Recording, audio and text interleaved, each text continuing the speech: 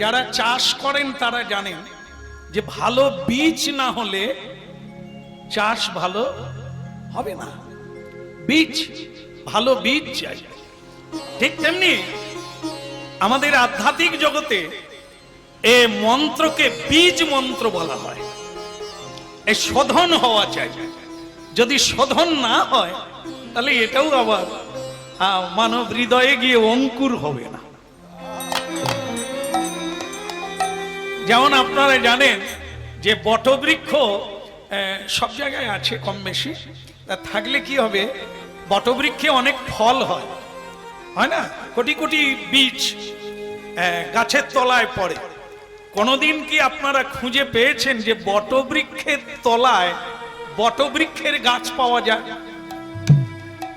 কোটি কোটি বীজ কিন্তু পড়ছে এই বটবৃক্ষের তলায়, কিন্তু কস্মিন কালেও কেউ খুঁজে পাবেন না যে বটবৃক্ষের তলায় কোনো বটবৃক্ষের বীজ অঙ্কুর হয়েছে।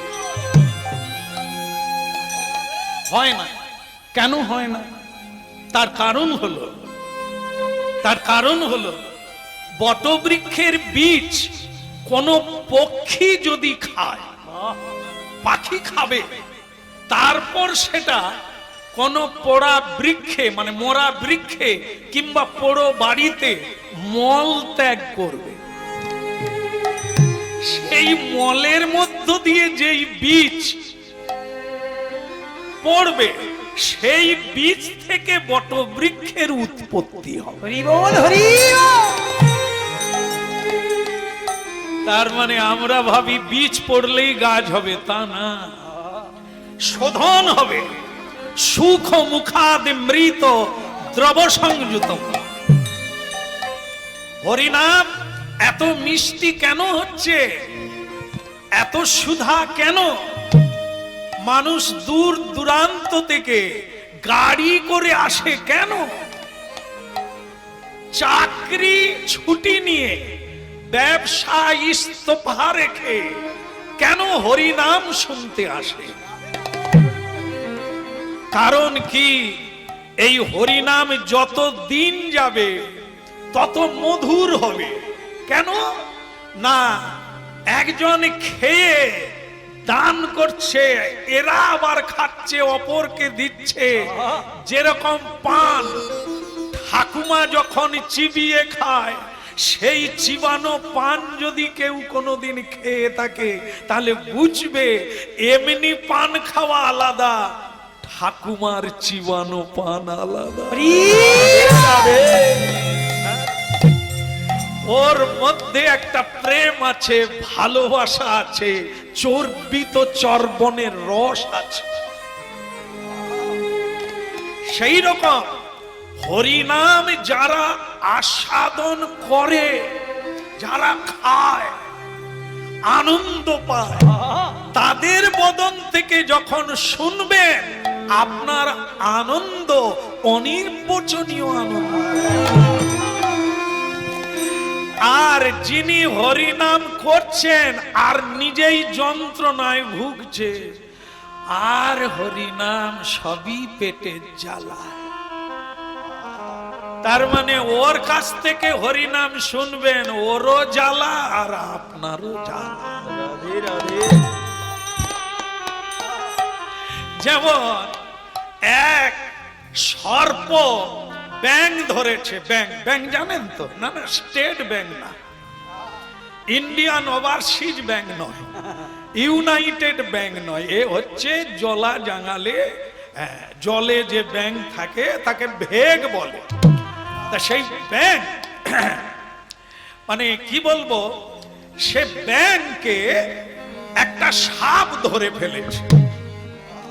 সাপ যখন ব্যাংকে ধরে, ব্যাংক তখন কি করে, যতক্ষণ না পেটে ঢুকে, যতক্ষণ না মরে, ততক্ষণ ক্যাঁ ক্যাঁ ক্যাঁ ট্যাঁ এই মানে শরণাগতি চিৎকার করে কাঁদছে, বা কাউকে ডাকছে বা ছাড়া পেতে চাইছে, এরকম করেই যাচ্ছে।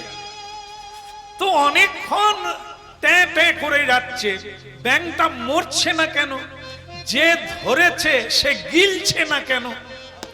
ব্যাপারটা অন্য কিছু নয়, এ যে সাপ ব্যাং ধরেছে না, ও চিতি সাপ। মানে নিজের বডির চাইতে ব্যাং বড়। তারপরে তো চিতি সাপের কোনো বিষ নাই, এই জন্য ব্যাং মরে নাই। সেও যন্ত্রণা পাচ্ছে, সাপও যন্ত্রণা পাচ্ছে, গিলতেও পাচ্ছে না আর ছাড়তেও পাচ্ছে। মানে যে ধরেছে সেও যন্ত্রণা পাচ্ছে, যাকে ধরেছে সেও যন্ত্রণা পাচ্ছে। এ তত্ত্বটা হচ্ছে গুরু তত্ত্ব। আমাদেরকে যেমন গুরু ধরবে, আমাদের তেমনি জীবন কাটবে।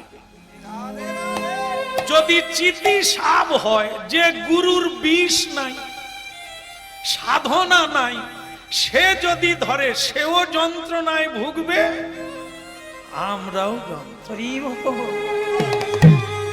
শিষ্য গুরুর বাড়িতে গেছে, গুরুদেব আমি বিপদে পড়েছি, আমার স্ত্রী মোটেই মেনে নিচ্ছে না। গুরু বলে আসতে বল, তোর গুরু মাও হরি মানেনি। আমি নিজে জ্বালায় ভুগছি, তোকে কি ঔষধ দেব? তুই বরং তার মানে কি, গুরুও জ্বালায় ভুগছে, শিষ্যও জ্বালায় ভুগছে, কেউ কাউকে উদ্ধার করতে পারে না। কিন্তু যদি জাত সাপ হতো, জাত সাপ মানে যার কণ্ঠে বিষ আছে, সে যদি কোনো ভেক বা ব্যাংকে ধরে, কি হবে তার গতি? এক কামড় দেবে, ট্যাঁ করবে, আর কেন তো বিষ আছে না। তাই পৃথিবীতে সদ্গুরু যারা পরম্পরায় এই ফল খেয়ে আসছে, সুখ মুখাদ মৃত দ্রব সংযুত পিবত ভাগবত রসমালয়ম, পরম্পরায় সেই জাত গুরু সম্প্রদায় ভুক্ত ভগবানের কাছ থেকে যে নামের বীজ এই পৃথিবী পর্যন্ত নেবে এসেছে, এই পরম্পরায় যদি কেউ সদ্গুরু প্রাপ্ত হয়, এক কামড়ে এক জন্মেই তার গতি প্রাপ্ত হয়ে যাবে।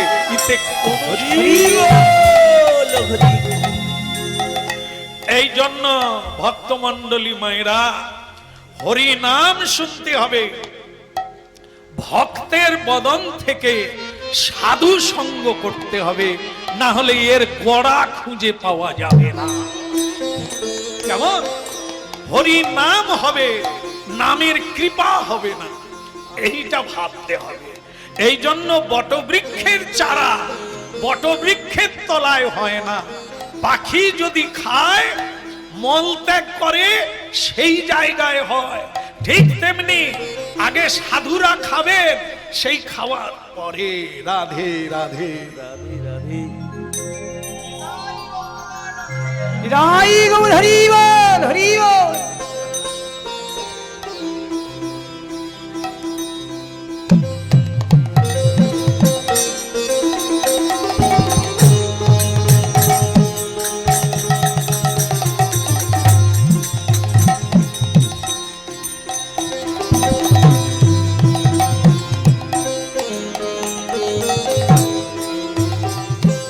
মহাত্মা উচ্চ পদের মানুষ, ওনারও ভাগ্য মহাপ্রভুর স্টেজে উঠলেন, ভক্তদের দর্শন করলেন, আমাদেরও ভাগ্য ওনাকে পাওয়া গেল। একবার নিতাই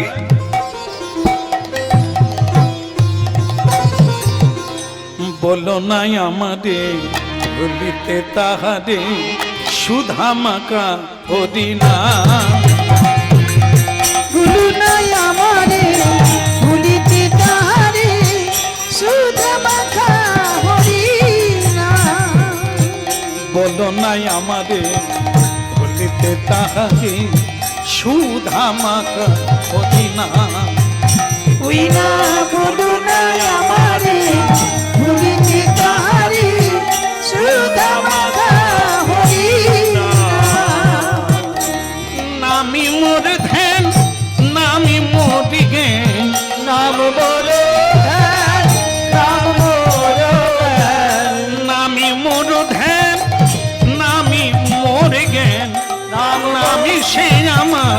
প্রাণের প্রাণ বলো নাই আমারে বলিতে তাহারে সুধা মাখা হরিনা ওই বলো নাই আমারে ভুলিতে তাহারে সুধা মাখা হরিনা।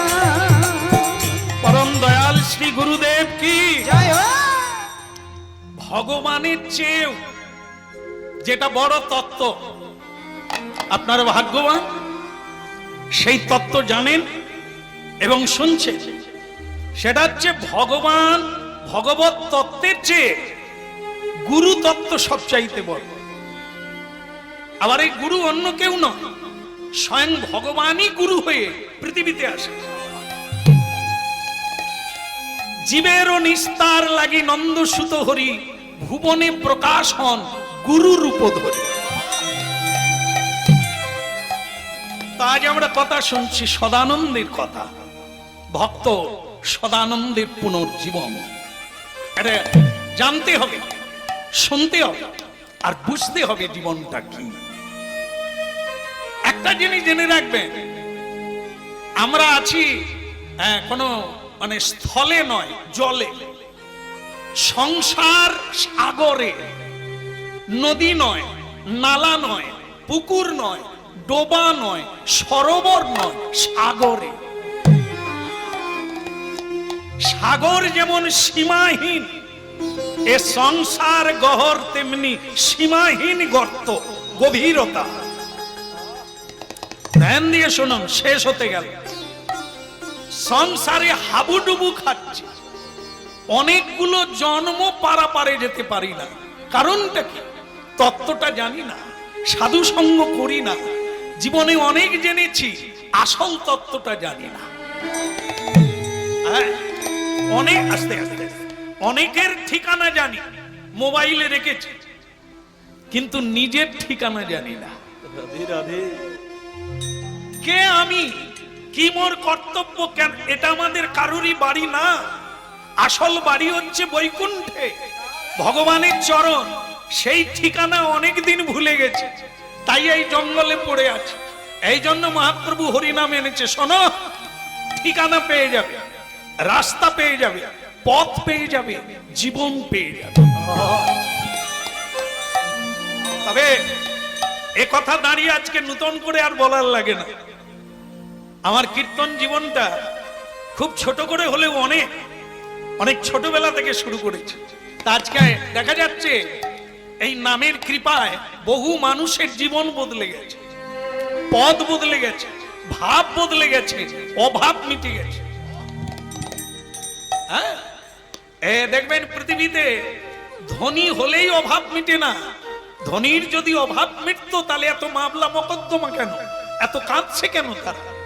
অভাব কেবল তারই মিটবে যখন সব ছেড়ে গোবিন্দ চরণ হরি বল, হরি বল। আপনাদের এই হরিবাসরেই আছে অনেক ভক্ত আছে, ঝোলামালা সার। ওকে জিজ্ঞাসা করুন কেমন আছে, ও একগাল হেসে বলবে গোবিন্দের কৃপায় আমি খুব ভালো আছি। আর একজন ধনীকে জিজ্ঞাসা করুন তো দাদা কেমন, আর বলো না, টেনশনে ঘুমোতে পারবি না, ট্যাবলেট খেয়েও আর ঘুম ধরেনি। কেন রে, এত টাকার কুমির হয়ে আছো তবু ঘুমোতে পারো না কেন? টাকায় কি কেউ ঘুমোতে পারে রে? টাকা তো জীবন ফাঁকা করে দেবে। শুরুতে বলেছি টাকা দুটো কাজ করে, একটা হচ্ছে জীবনকে অনর্থ বানিয়ে দেবে, আর একটা হচ্ছে পরমার্থ আনিয়ে দেবে। সেটা তোমাকে করতে হবে, অর্থকে কাজে লাগাতে হবে। আর যদি অকাজে গেছে তো তার ফল তোমাকে পেতে হবে। কৃষ্ণ ভক্ত কৃষ্ণায় নম বলে যা পায় তাই দিয়ে দেয়, যা আছে নিজেকে পর্যন্ত দিয়ে দেয়। এই জন্য কৃষ্ণ ভক্ত এত খুশিতে থাকে, এত আনন্দে থাকে। তাই হরিনাম, এই হরিনাম ব্যর্থ কাম নয়। আজ বহু মানুষ এর উপরে নির্ভরশীল হয়ে এক প্রেমানন্দ উপভোগ করছে। ভক্তমন্ডলী মায়েরা, আজকে আমরা তো শুনছি ওই কথা গুরু, এক বিখ্যাত গুরু নাম আপনারা বৈষ্ণব জগতে জেনে থাকবেন, যার নাম হচ্ছে রামানন্দ স্বামী। রামানন্দ স্বামী এক অপার গুরু, তার এক শিষ্য নূতন এসেছে, নাম তার সদানন্দ। অল্প বয়স, এই অল্প বয়সের ছেলে প্রথমেই বলছেন, গুরুদেব আমার কাজ কি শুনতে হবে, কেননা আমাদের তরি আছে, কে নাই। যেমন ধরুন নৌকা আছে, 100 জন বসে আছে, নৌকা যাচ্ছে না, ব্যাপারটা কি? কি ব্যাপার? নৌকা যাচ্ছে না কেন? 100 জন লোক বসে আছে, মাঝি নাই। ওরে বাবা, আপনারা জানেন তাহলে 100 জন যাত্রী আছে, শুধু একজন নাই, এই জন্য নৌকা যাচ্ছে না। এক জায়গায় নৌকা দাঁড়িয়ে আছে, একটা বাস গাড়ি, 100 জন যাত্রী বসে আছে, দাঁড়িয়ে আছে, গাড়ি যাচ্ছে না কেন? বাবা, এ তো সোজা ব্যাপার। এক বুড়িমা মেয়ের বাড়ি যাবে, পড়াশুনো জানে না, আগেকার ঠাকুমা তো, সে একটা পুটলি বগলের মধ্যে নিয়ে, আগো এই বাস জামাই বাড়ি যাবে, এরকম কেউ জিজ্ঞাসা করে? এ তো জায়গার নাম বলবি, তাকে সকলে বলে ঠাকুমা এ সব জামাই বাড়ি যাবে, উঠে পড়ো। সে ঠাকুমা পিছন গেট দিয়ে উঠে দেখে লোকে লোকারণ, কোথাও সিট নাই। সে বুড়ি মা বলে, কি গাড়ি করেছো গা, একটা সিট নাই? হ্যাঁ, কোথাও সিট নাই। সামনে গিয়ে দেখে একটা সিট খালি। সে ঠাকুমা ভগবানকে বলে, প্রভু তোমার মুখে ফুল চন্দন পড়ুক, তুমি যে বুড়িটার জন্য একটা সিট রেখেছো, এর জন্য তোমাকে ধন্যবাদ। ঠাকুমা সেই সিটে বসে আঁচল থেকে পান খুলে খাওয়া চালু করে দিল। চলো গো বাবু, চলো, মেয়ের বাড়িতে যাচ্ছি। এখন ওটা কার সিট আপনারা জানেন? তাহলে ড্রাইভারের সিট, নালে এত লোক দাঁড়িয়ে আছে, ঠাকুমা সিট পেয়ে গেল। ড্রাইভার চা খাচ্ছিল, সে দেখলো টাইম হয়ে গেছে, এইবার চা খেয়ে যেই গেট খুলে উঠবে, আর সেই সময় ঠাকুমা মানে ওই দেবে করেছে আর কি। আর ড্রাইভার তখন বলছে, ঠাকুমা ওটা আমার সিট। সে বলে, তোর বাবার সিট, কত কষ্ট করে পেলুম। সে বলে, আমার পরের গাড়ি আয়। কত কষ্ট করে বুড়ি মানুষ একটা সিট জোগাড় করলো, সে ছোকরা বলে, আমার সিট, তোর বাবার সিট। সে ড্রাইভার তখন বলে, ঠাকুমা আমি ড্রাইভার। সে বলে, তুই হলি বা চৌকিদার? হ্যাঁ, তুই পরের গাড়ি আয়। তো সকলেই হাসছে ঠাকুমার কথা শুনে। ড্রাইভারের সিট আর ছাড়েনি, তাকে খালি বারবার বলে, তুই পরের গাড়ি আয়। তখন যাত্রীরা বলছে, ঠাকুমা মেয়ের বাড়ি আর যাওয়া হবে না। কেন হবেনি? কেন হবেনি? কেন গাড়িতে উঠেছি, যাবে। বলে, যে চালাবে তাকে তো উঠতে দিচ্ছ না। হ্যাঁ, সে ড্রাইভার তখন বলে, ঠাকুমা আমি গাড়ি চালাই। তো ঠাকুমা বলে, তুই এই কথাটা তো এতক্ষণ বলিসনি, খালি বলে ড্রাইভার। তুই হলি বা চৌকিদার? তুই তো বলবি যে আমি গাড়ি চালাই। উঠে আয়, উঠে আয়। তা তুই যখন নামবি, সিটটা আমাকে দিয়ে যাবে। কি তাহলে দেখুন, ওই সিটে ঠাকুমা বসলেও হবে না, আমার বাবা বসলেও হবে না, ওটা ড্রাইভারকে বসতে হবে। হ্যাঁ, নৌকা চালাতে গেলে কান্ডারি মানে মাঝির দরকার। সংসার যদি সাগর হয়, মানুষের দেহ যদি তরি হয়, তাহলে গুরুকে, মাঝিকে, মাঝি হলো স্বয়ং গুরুদেব, যার কৃপাতে এপার থেকে ওপার। হরি নামের তরি খানি শ্রী গুরু কান্ডারি। ওই হরি নামের তরি খানি শ্রী গুরু কান্ডারি। হরি নামের তরি খানি শ্রী গুরু কান্ডারি। হরি নামের তরি খানি শ্রী গুরু কান্ডারি। বলে সংকীর্তন কেরুয়া দুবা উপসারী। ওই না সংকীর্তনের বেলুয়াল দুবাহু প্রসারী। এই দেখুন, এই আমাদের এই জায়গা ভারী সুন্দর পরিবেশ তৈরি করেছেন। সামনে কে আছেন? আমাদের প্রাণের প্রাণ নিতাই গৌর। হাত কিভাবে তুলে আছে? এই হচ্ছে কেরুয়াল। কেরুয়াল মানে দুই বাহু প্রসারী। উপর দিকে হাত তুলে হরিনাম করাকে পার হওয়ার রাস্তা বলেছে। সংকীর্তনের বেলুয়াল দুবাহু প্রসারী।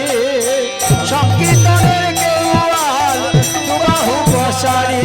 হরে কৃষ্ণ হরে কৃষ্ণ কৃষ্ণ কৃষ্ণ হরে হরে হরে রাম হরে রাম রাম রাম হরে হরে। হরে কৃষ্ণ কৃষ্ণ কৃষ্ণ কৃষ্ণ হরে হরে হরে রাম হরে রাম রাম রাম হরে হরে। হরে কৃষ্ণ কৃষ্ণ কৃষ্ণ হরে হরে হরে রাম রাম রাম হরে হরে। হরে কৃষ্ণ কৃষ্ণ কৃষ্ণ কৃষ্ণ হরে হরে হরে রাম রাম রাম হরে হরে। হরে কৃষ্ণ কৃষ্ণ কৃষ্ণ হরে হরে হরে রাম রাম হরে হরে। হরে কৃষ্ণ কৃষ্ণ কৃষ্ণ কৃষ্ণ হরে হরে হরে রাম রাম রাম হরে হরে। পরম দয়াল শ্রী গুরুদেব কি। গোড়া ছাড়লে ডগা পাওয়া যাবে না। এই জন্য গোড়া হচ্ছে গুরু, বাকিটা হচ্ছে ভগবান। হ্যাঁ, এই জন্য গোড়া ধরতে হবে। এই জীবনে যদি সদ্গুরু পাওয়া যায় তো বাস, আপনি নিশ্চিন্ত হয়ে যান। আপনি ওপারে যাবেন, মুক্তি পাবেন। এই জঞ্জালময় ত্রিতাপ জ্বালা থেকে আপনি অবশ্যই মুক্তি পাবেন। তাই সদানন্দ বলল, গুরুদেব আমার উপরে আপনার আদেশ কি? যাও ভিক্ষা করে নিয়ে এসো। ভিক্ষা করে নিয়ে এসে ভগবানকে ভোগ লাগাতে হবে। যাও। সদানন্দ যাওয়ার আগে একটা প্রশ্ন করলো, গুরুদেব আচ্ছা ভিক্ষা কেন চাইতে হয়? এই শিষ্য হলে ভিক্ষা করে গুরুকে দিতে হয়, কেন দিতে হয় গুরুদেব?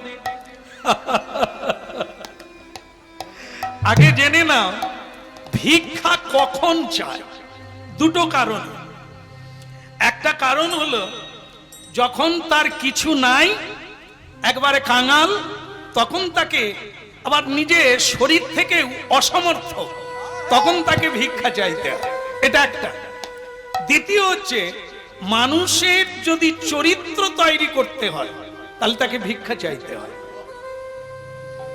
যেমন দেখবেন আপনারা জানেন জীবনে মা বাবা মারা গেলে শ্রাদ্ধের সময় ভিক্ষা চাইতে হয় না? কেন জানেন অনেকে কেন করে? হয় চাইতে হয় বোধ হয়, ভিক্ষা চাইতে। কিন্তু কেন?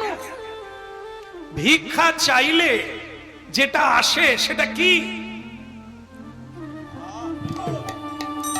বিনয়।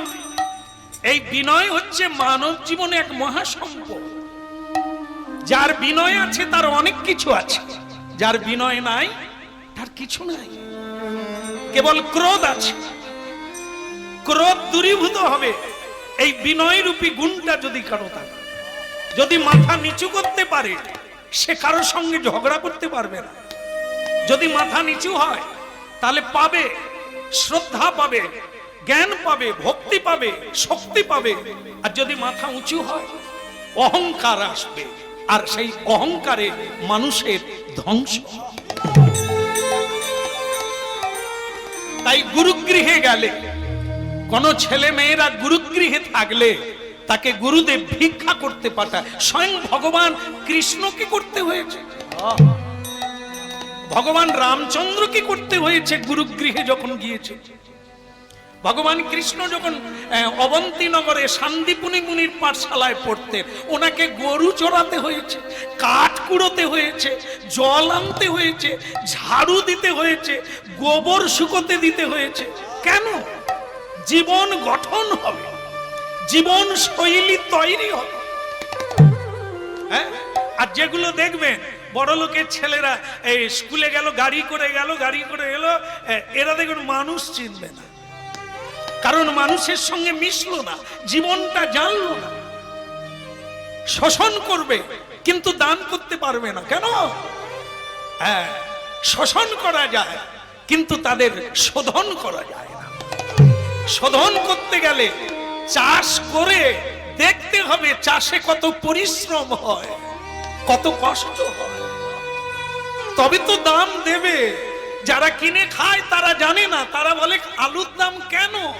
যারা আলু তৈরি করে তারা জানে একটা আলুর দাম কত হতে পারে, কত মেহনত হয়, কত কষ্ট হয়। এটা জানলে সে বলবে না এত দাম কেন।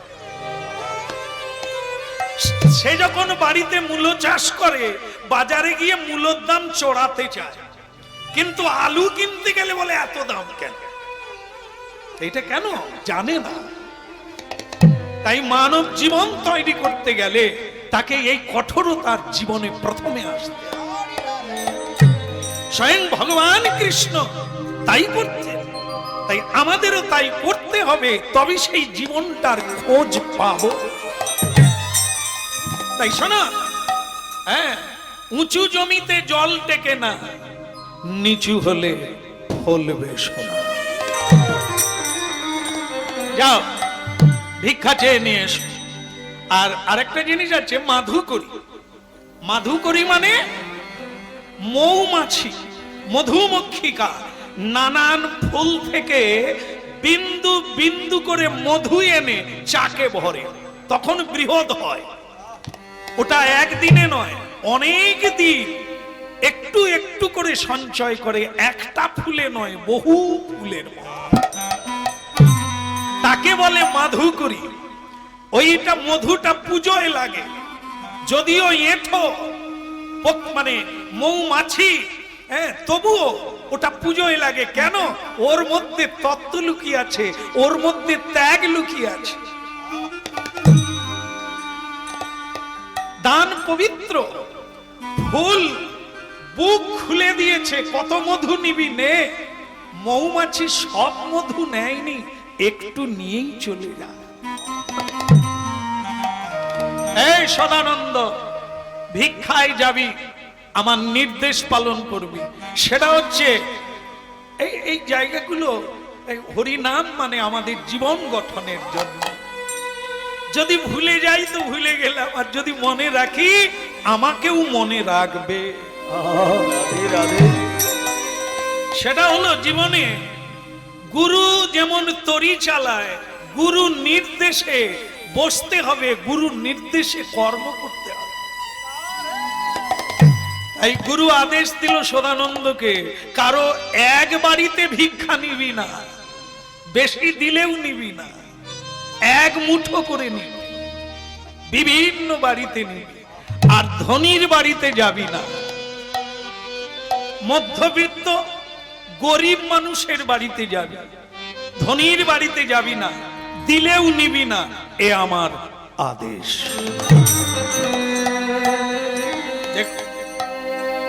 ভক্তমন্ডলী মায়েরা, মহাপ্রভুর ভোগ লাগাতে গেলে 5টা বাড়ি হলেও ভিক্ষা করে আনতে হবে। ভিক্ষার দ্রব্যে কোনো কামনা থাকে না, ভিক্ষা ব্যতি রেখে সব দ্রব্যে কামনা আছে, বাসনা আছে।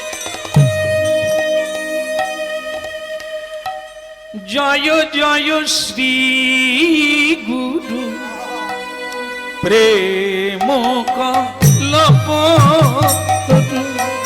জয় জয় শ্রী গুরু প্রেম কল্প তরু। জয় জয় শ্রী গুরু প্রেম কল্প,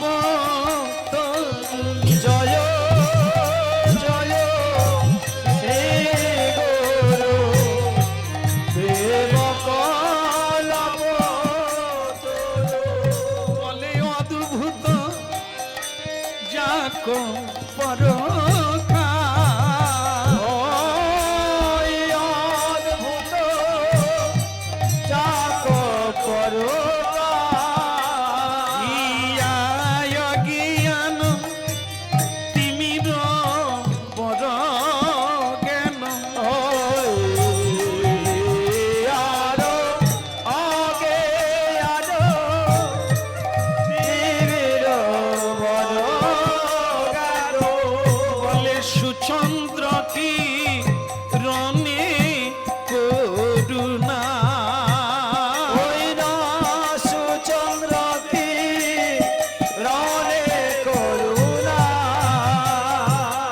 তোমরা সবাই মিলে জয় দাও হে, সবাই মিলে জয় দাও হে। উলুধ্বনি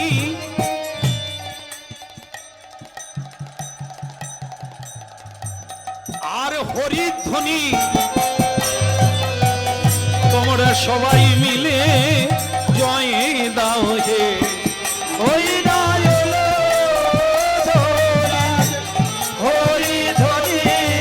জয় দিলে জয় হয়ে যাবি, সবাই মিলে জয় রাহে। জয় দিলে জয় হয়ে যাবি। সবাই মিলে আনন্দে হরি বলে সবাই জয় দাও, জয় দাও। ওই না দাদা হৃদয় গৌরাঙ্গ বলে জয় দাও জয় জয় দাও।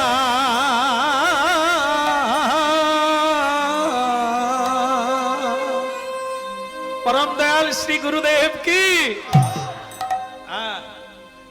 গুরু কৃপা না হলে জীবনে তুমি অন্ধকারে পথ পাবে না। সদানন্দ হরিনাম গাইতে গাইতে, গুরু নাম গাইতে গাইতে রাস্তায় বেরিয়ে পড়ল, কিন্তু দৈব যোগে, দৈব দুর্বিপাক, আজকে বৃষ্টি নেমে গেল, একবারে বজ্র বৃষ্টি। কোথায় যাবে, কি করবে? একবারে ভীষণ ভাবে মানে বর্ষার ধারা নামলো। এক বড় লোকের বাড়ির কান চালে মানে উঠানে গিয়ে দাঁড়ালো। বৃষ্টিটা থামলেই চলে যাব, একটু দাঁড়িয়ে যাই। দাঁড়িয়ে গেল, কেবল গুরু নাম গাইছে, জয় গুরু জয় গুরু জয় গুরু জয়, জয় গুরু জয় গুরু জয় গুরু জয়। তুমি ব্রহ্মা তুমি বিষ্ণু তুমি সর্বময়, তুমি ব্রহ্মা তুমি বিষ্ণু তুমি সর্বময়, তুমি ব্রহ্মা তুমি বিষ্ণু তুমি সর্বময়। তুমি ব্রহ্মা তুমি বিষ্ণু তুমি সর্বময়। জয় গুরু জয় গুরু জয় গুরু জয়, জয় গুরু জয় গুরু জয় গুরু জয়। বলে জয় গুরু জয় গুরু জয় গুরু জয়। জয় গুরু জয় গুরু জয় গুরু জয়। তুমি ব্রহ্মা তুমি বিষ্ণু তুমি সর্বময়, তুমি ব্রহ্মা তুমি বিষ্ণু তুমি সর্বময়। তুমি সর্বময় হে তুমি সর্বময়। দয়াল গুরুদেব তুমি সর্বময় হে, তুমি সর্বময়। তুমি ব্রহ্মা তুমি বিষ্ণু তুমি সর্বময়। তুমি ব্রহ্মা তুমি বিষ্ণু তুমি সর্বময়।